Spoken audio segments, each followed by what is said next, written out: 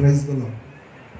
సమస్త మహిమా ఘనత ప్రభావములు ప్రభువైన యేసు క్రీస్తు నామమునకే చెల్లును గాక.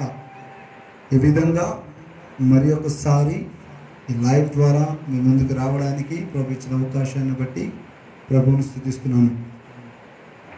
ఈ దినము శుక్రవారము మందిరంలో క్షమించండి, టీవీలో నిరీక్షణ ఛానల్లో టీవీ ప్రోగ్రాం వచ్చింది. ప్రభు అద్భుతమైన కార్యాలు జరిగించాడు. ప్రార్థన చేస్తుండేనే కానీ దేవుడు తన కార్యములను జరుగునప్పుడు ఆయన తన బాహువుని చర్చించాడు. అందుని బట్టి ప్రభువుని నేను ఎంతగానో స్తుతిస్తున్నాను. ఈరోజు ఈ యొక్క అనుదిన వాక్య ధ్యానంలో మనము ఈరోజు నేర్చుకునేది విశ్వాసమే మన విజయం. ఈరోజు క్రైస్తవులందరినీ గమనించినప్పుడు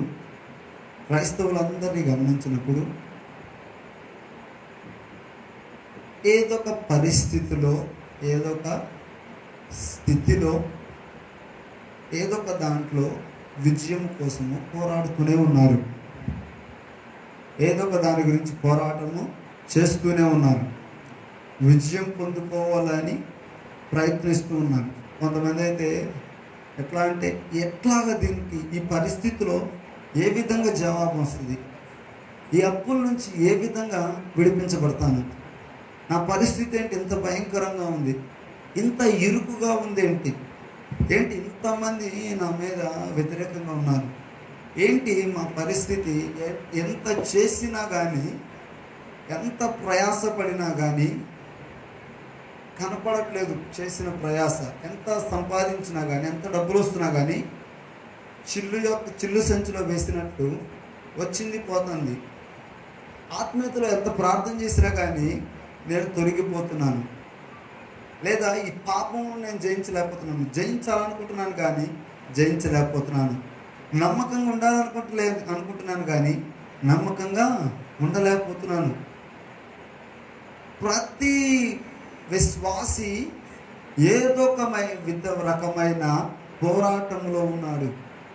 ఈ పోరాటానికి విజయం ఎలా, ఏ విధంగా నేను గెలవాలి, ఏ విధంగా నేను గెలుస్తాను, ఈ పోరాటం యొక్క విజయం ఎలా ఉండబోతుంది, లేదా ఈ పోరాటం యొక్క అంతం ఎలా ఉండబోతుంది, ఏ విధంగా నేను పైచేసి సాధించాలి.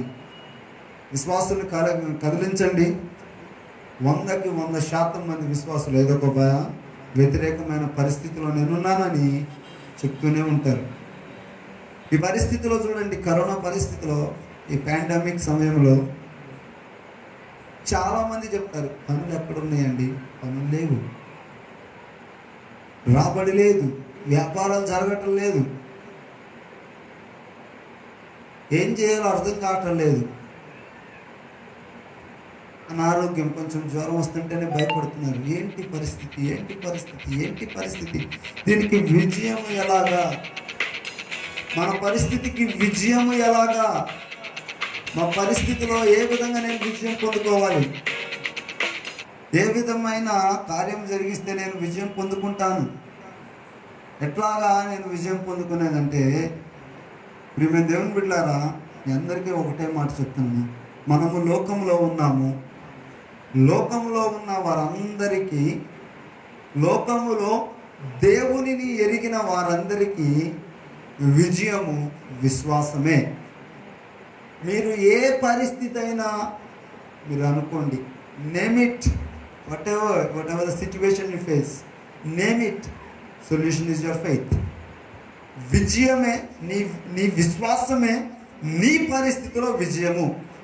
అది ఏ పరిస్థితి అయినా, అది అప్పవనివ్వండి, లేదా అది అనారోగ్యం అవనివ్వండి, అది నింద అవనివ్వండి, లేదా మరణకరమైన పరిస్థితి అవనివ్వండి, ఏదైనా, కరువు అయినా, ఖడ్గమైన, ఉపద్రవమైన, వ్యాధి అయినా, చెర అయినా, ఏదైనా కానీ ఒకటి విశ్వాసం. ప్రైజ్ ది లార్డ్, హల్లెలూయా. ఈరోజు దేవుని వాక్యములో సెలవిస్తుంది. ఈ మాటను యోహాను గారు తన పత్రికలో చాలా అద్భుతంగా లిఖించి ఉంచారు. దేవుని మూలముగా పుట్టిన వారందరూ లోకమును జయించుదురు. లోకమును జయించిన విజయము మన విశ్వాసమే.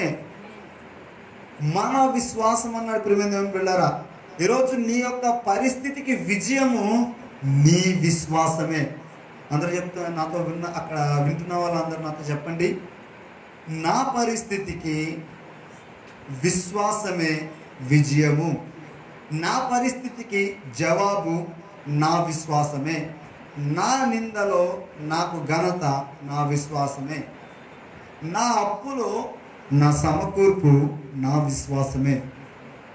ఈరోజు ప్రియమైన దేవుని బిడ్డలారా, ఈ మాటను మనం చాలా జాగ్రత్తగా గమనించినప్పుడు విశ్వాసం అనేది అంత సులభంగా ఏంటో తెలుసా వచ్చేది కాదు.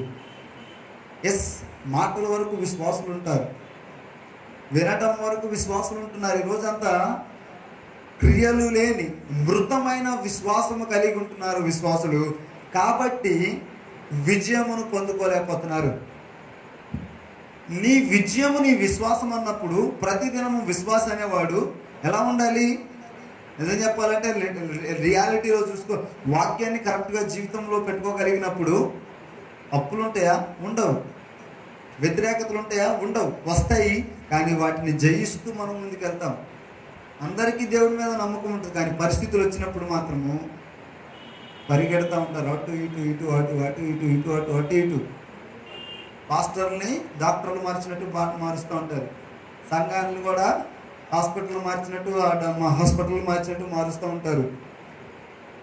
కోర్సుల్లాగా 5 వారాల ప్రార్థనలు, 6 వారాల ప్రార్థనలు, 7 వారాల ప్రార్థనలు వద్దనట్లేదు, అన్నీ కావాలి. వ్యతిరేకమైన పరిస్థితి రంగానే ఉపవాసాలు గుర్తొస్తూ ఉంటాయి, కాదనట్లేదు. నేను ఉపవాసానికి వ్యతిరేకం అంటే కాదు. I'm not against fasting. ఉపవాసం అనేది చాలా ఉపయోగమైనది. నీ యొక్క శరీరమును నీ కంట్రోల్లోనికి తీసుకురావడానికి ఉపవాస ప్రార్థన ఉపయోగపడుతుంది. ఈరోజు ప్రియమైన దేవుని బిడ్డలారా, గంటలు ప్రభు దగ్గర ఇన్ని అవర్స్ అనేవి ఉండదు. సాఫ్ట్వేర్ కంపెనీలో ప్రతిరోజు 9 గంటలు ఉండాలి. పొద్దున్న నుంచి సాయంత్రం వరకు 9 గంటలు ఉండాలి. ఆ 9 గంటల్లోనే మన పని అవ్వగొట్టుకోవాలి. నెక్స్ట్ డేకి ఏమన్నా ఉంటే మిగిలేమన్నా ఉంటే నెక్స్ట్ డేకి నేను ఇట్లాగా ఇది పెండింగ్ ఉంది, ఎందుకు పెండింగ్ ఉందని మెయిల్ పెట్టుకొని మనము వెళ్ళిపోవచ్చు. అట్లాగా వారానికి 45 గంటలు మినిమం ఉండాలి. లేదంటే మనకి శాలరీలో కొంత కోత ఉంటుంది, లేదంటే మనము కొన్ని ఎస్కలేషన్స్ ఫేస్ చేయాల్సి వస్తుంది. అట్లా లేదు ఇక్కడ. ఇన్ని గంటలు ప్రార్థన చేస్తే ఒక పరిస్థితి కోసం దేవుడు కార్యం చేస్తాడనేది ఒక లెక్కేమీ లేదు. ప్రియమైన దేవుని బిడ్డలారా, చాలామంది టీవీలో వాక్యం చూసి నన్ను అడుగుతూ ఉంటారు, బ్రదర్ దేవుడు నాకు ఇది ఇచ్చాడు, ఎన్ని రోజులకి అయింది? ఒక టైం చెప్పండి బ్రదర్, టైం చెప్పండి. బైబిల్లో ఎక్కడైనా ఈ సమయం నుండి ఈ సమయంలోకి కార్యం చేస్తానని దేవుడు చెప్పాడా? ఏం చెప్పాడు? నమ్ముట నీ వల్ల అయితే నమ్మడానికి సమస్తం సాధ్యము. ఒకవేళ ఆ పని ఇప్పుడే జరిగితేని నీకు నమ్మగలిగితే అది ఇప్పుడే జరిగింది. అది నువ్వు నమ్మగలిగినప్పుడు నమ్మే ప్రతి వాడికి సమస్తము దేవుడు ఏం చేస్తాడు కదా, సాధ్యపరుస్తాడు. ఎందుకంటే మనము నమ్మేది ఏంటంట, ఆషామాషి అయిన దేవుని కాదు. మనం నమ్మేది నోటి మాటతో సృష్టిని కలుగజేసిన దేవుడు. ఒక అమెజాన్ జెఫ్ బెజోస్ అనే ఒక వ్యక్తి ఒక సింగిల్ డేలో 97,000 కోట్ల రూపాయల ఆస్తిని ఆయన గెయిన్ చేయగలిగాడు. ఒక వ్యక్తి, ఒక సామాన్యమైన మనిషి యాక్సిడెంట్ అయితే జరిగిపోతాడు, లేదంటే రోగం వస్తే బతకలేడు. ఏమో వారి డబ్బు కొంతవరకు కాపాడొచ్చు, కొంతవరకు, కానీ డబ్బు కాపాడలేదు, ప్రాణం పోకుండా. ఎంతమంది డబ్బున్న వాళ్ళు పోలేదండి.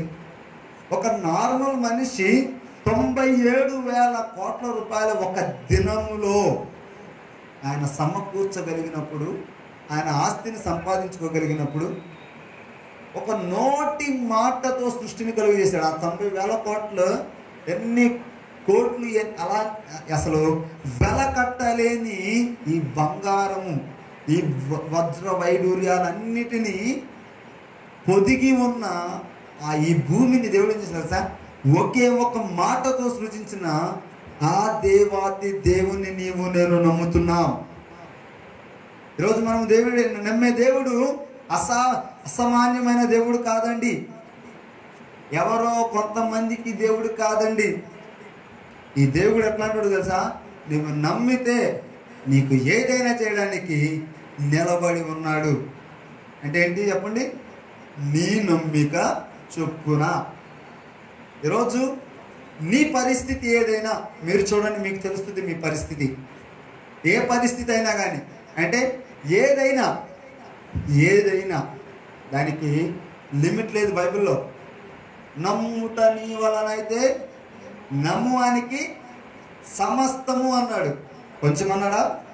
లేదు ప్రియమైన బిళ్ళరా, సమస్తము సాధ్యము. అంటే ఏంటి?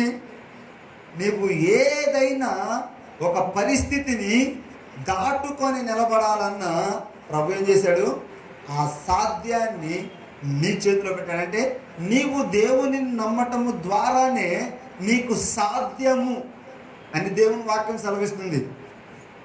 మనము ఏం చేస్తున్నామంటే మనలో విశ్వాసము ద్వారా నివసించే దేవుని కన్నా మన పరిస్థితిని మనం చూస్తున్నాము. కాబట్టి మనం ఏమవుతున్నాం తెలుసా?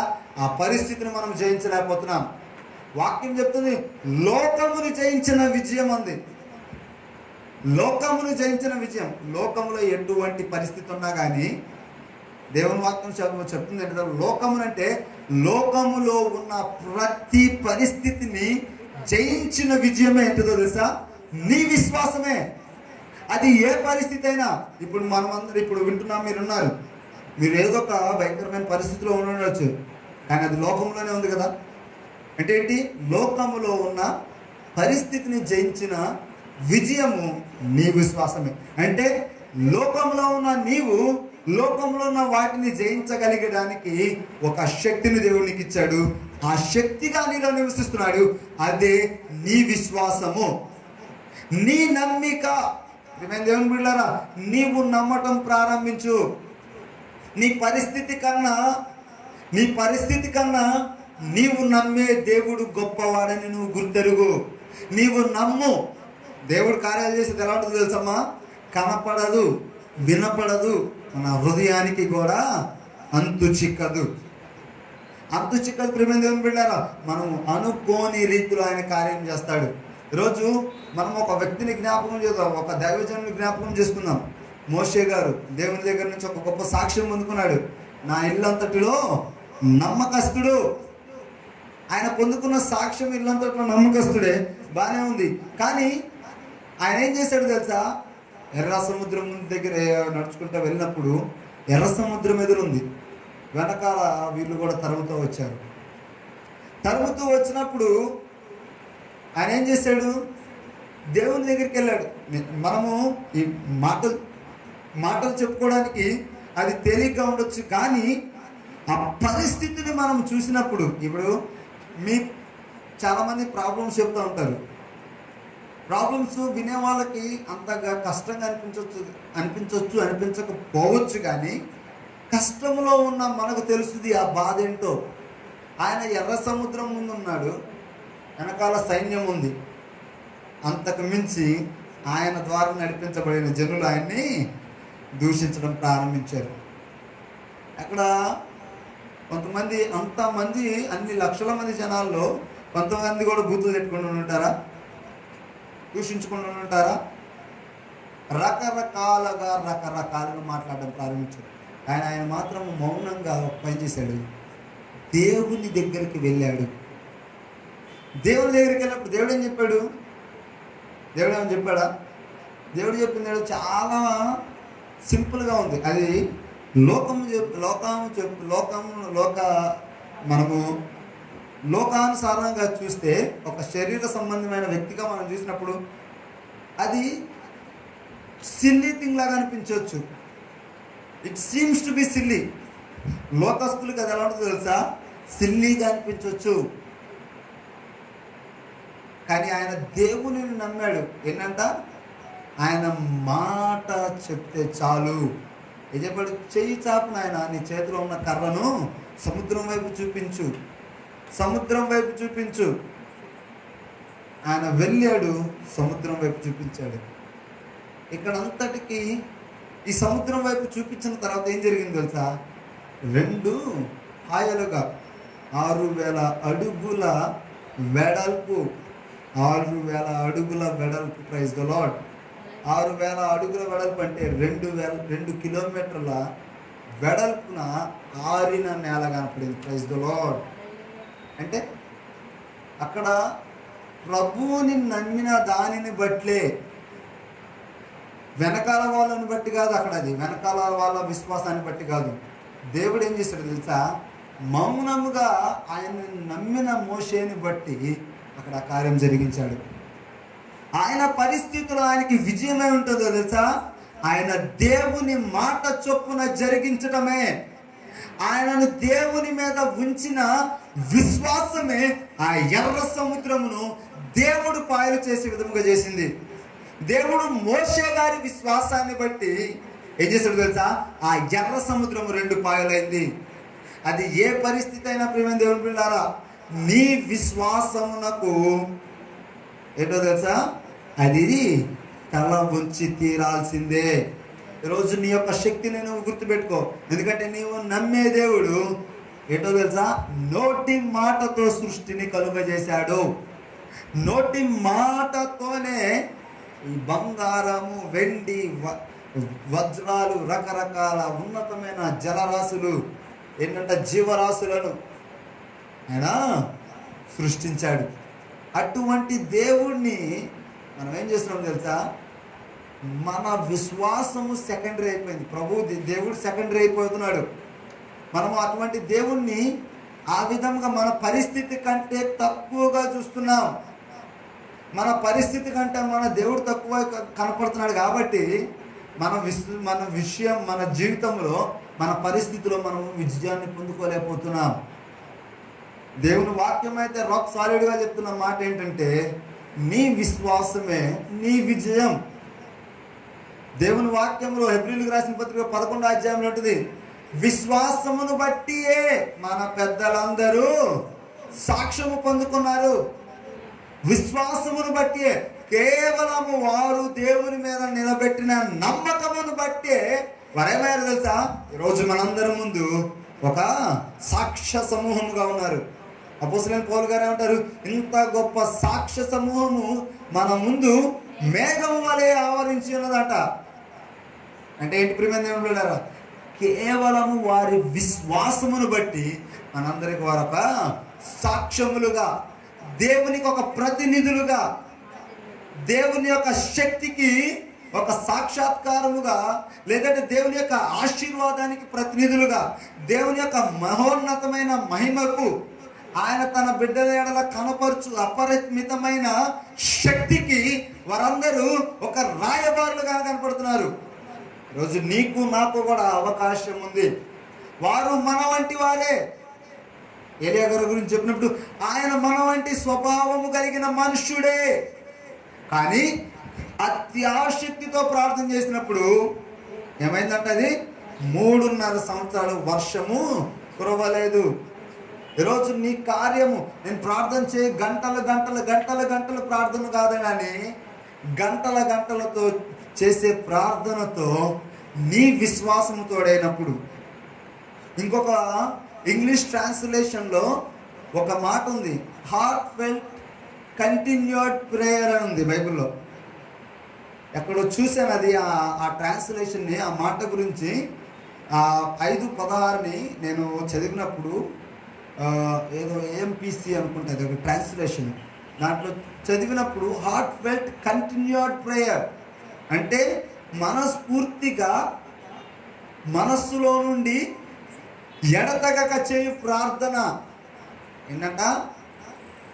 విశ్వాసముతో నింపబడిన హృదయములో నుండి వచ్చు నిత్య ప్రార్థన. విశ్వాసము ద్వారా నింపబడిన హృదయములో నుండి వచ్చు ఎడతెగక ప్రార్థన ఏం చేసేదో తెలుసా? బలము గలదై ఉంటుంది. ఈరోజు ప్రియమైన దేవుని బిడ్డలారా, ఉపవాసము చేయాలి, మంచిదే. వారాలు గృహాల్లో ప్రార్థన పెట్టుకోవాలి, మంచిదే. కన్నీరు గార్చాలి, మంచిదే. గంటలు గంటలు చేయాలి, అది కూడా మంచిదే. కానీ ఆన్సర్ పొందుకోగలిగిన విశ్వాసం ఉందా? వీటన్నిటికీ నీవేమి తోడు చేయాలి తెలుసా?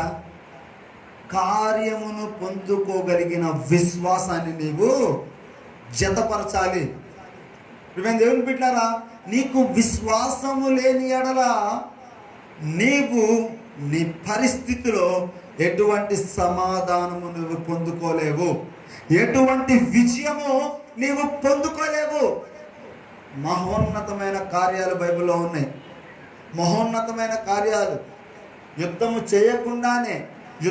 చేయకుండానే దేవుడు కొల్ల సొమ్మును సమకూర్చే విధముగా సమకూర్చాడు. వారు ఏమీ చేయకుండానే ఎర్ర సముద్రము పాయలైపోయింది. సముద్రం ఏమీ చేయకుండానే, వారి ప్రమేయం లేకుండానే వారు సముద్రాన్ని దాటేశారు, నదులను దాటేశారు. ఎడారిలో 3 పూట్ల పుష్టిగా దేవదూతల ఆహారాన్ని భుజించారు. Praise the lord. మన దేవుడు ఇప్పుడు ఆ కార్యాలు చేయలేడు అనుకుంటున్నారా? నీవు నమ్మితే నీకు సమస్తము సాధ్యమే. నీ నమ్మిక చొప్పునే నీవు నమ్మగలిగినప్పుడు నీ నమ్మకాన్ని రియాలిటీగా మార్చగలిగిన శక్తి ఆయన దగ్గర ఉంది. ఈరోజు ఏ పరిస్థితి అయినా ప్రభు ముందు పెట్టు. నీ విశ్వాసము బలహీనమైతే నీవు ఎంత ప్రార్థన చేసినా, ఎన్ని ఉపవాసాలు ఉన్నా కానీ you will not receive anything from God. దేవుని దగ్గర నుంచి నువ్వేమి పొందుకోలేవు. దేవుని బిడ్డలారా, మనము ఏ పరిస్థితి అయినా, అది అనారోగ్యమైన, ఏ వ్యతిరేకమైన పరిస్థితి, నేను చెప్తున్నాను, ఇది అది కాదు, అన్నిటికీ విజయం ఒక్కటే, నీ విశ్వాసం.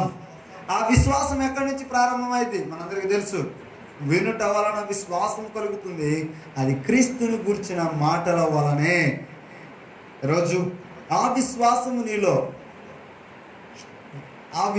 నీలో నీ పరిస్థితిలో విజయముగా ఉండగలుగుతుందా? నీ విశ్వాసము నీ పరిస్థితిని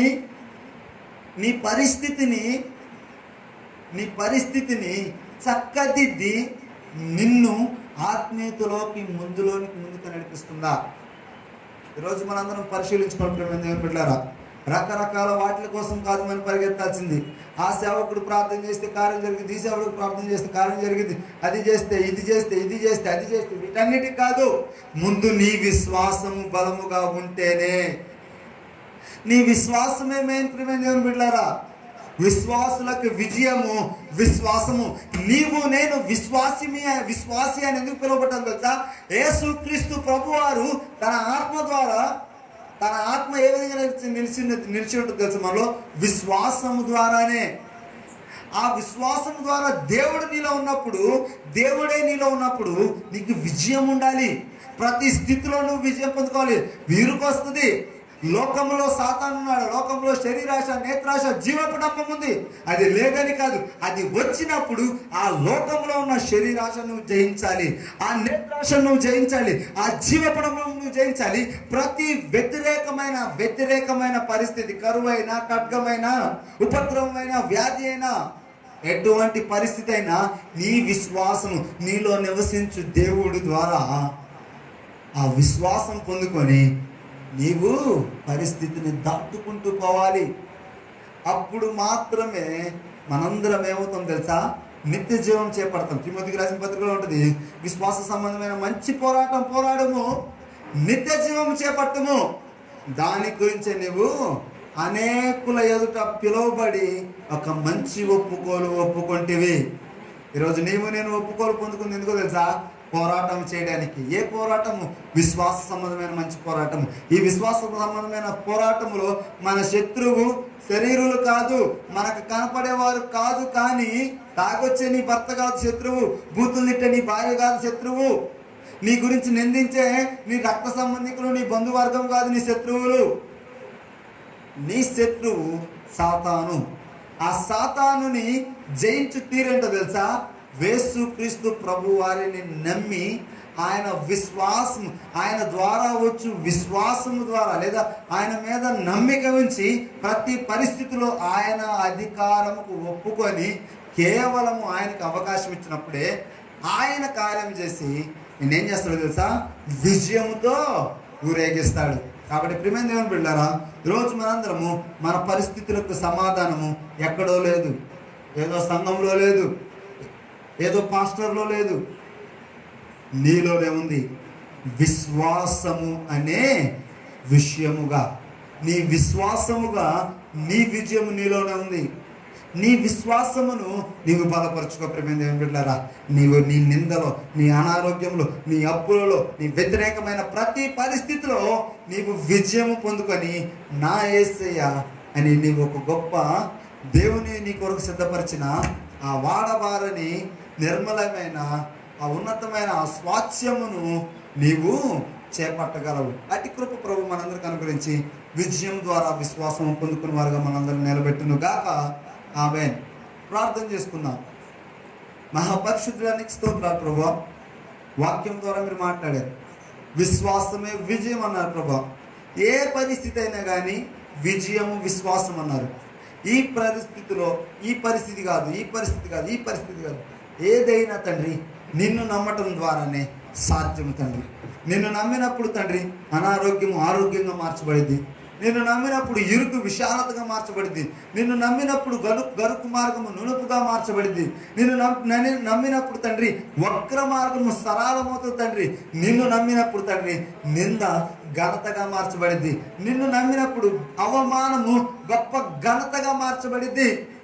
ప్రభువా, నిన్ను నమ్మినప్పుడే ఓటమి విజయముగా మార్చబడిందని వాక్యం సెలవిస్తుండగా ఆ విజయమును అనారోగ్యంలో, ఆవేదనలో, కుటుంబము కూలిపోయిన పరిస్థితుల్లో తండ్రి, ఆ అప్పు బాధల్లో, ప్రతి విధమైన వ్యతిరేక దురాత్మ క్రియల ద్వారా ఇబ్బంది పడుతున్న ప్రతి ఒక్కరికి తండ్రి నీ విశ్వాసం అనే విజయాన్ని ప్రకటిస్తుండగా తండ్రి వారి హృదయంలో ఉన్న విశ్వాసాన్ని బలపరిచి వారికి విజయం అనుగ్రహించి నా యేసే నాకు విజయం అనుగ్రహించాడు నాకు విశ్వాసము కలిగిన సాక్ష్యంను ప్రతి ఒక్కరు చెప్పినట్లు నీ కృప చూపించమని యేసు క్రీస్తు నామమున స్తుతించి ప్రార్థించి ఈ సమయాన్ని మీ చేతిలో పెడుతున్నాను నా పరమ తండ్రి. ఆమేన్. యేసు రక్తమే జయం, జయం. ప్రవేశనం సంపూర్ణ విజయము కలుగును గాక. అపవాది క్రియలకు అనంత నాశనము, సిగ్గు, అవమానము కలుగును గాక. ఆమేన్. దేవుని కృప మనందరికి తోడండి, మనం బలపరచును గాక. ఆమేన్. ప్రియమైన దేవుని బిడ్డలారా, ప్రతిరోజు ఇదే విధంగా 6-7:30కి మా ఫేస్బుక్లో ప్రభు కిరణ్ టీ అనే ఈ అకౌంట్లో మీకు లైవ్ వస్తూ ఉంటుంది. అదేవిధంగా ప్రభు కిరణ్ తాతపూడి అనే యూట్యూబ్ ఛానల్లో కూడా ఈ వాక్యాలను ఇంకా అనేకమైన వాక్యాలను మేము ముందుంచుతున్నాము. కాబట్టి దానిని మీరు సబ్స్క్రైబ్ చేయమని, విని అనేక మందికి షేర్ చేయడం ద్వారా మీరు బలం పొందుకోవటమే కాదు, ఇంకొంతమందికి బలంగా మీరు ఉండమని యేసుక్రీస్తు నామమున మిమ్మల్ని వేడుకుంటున్నాను. Praise the lord. అందరికీ వందనాలు.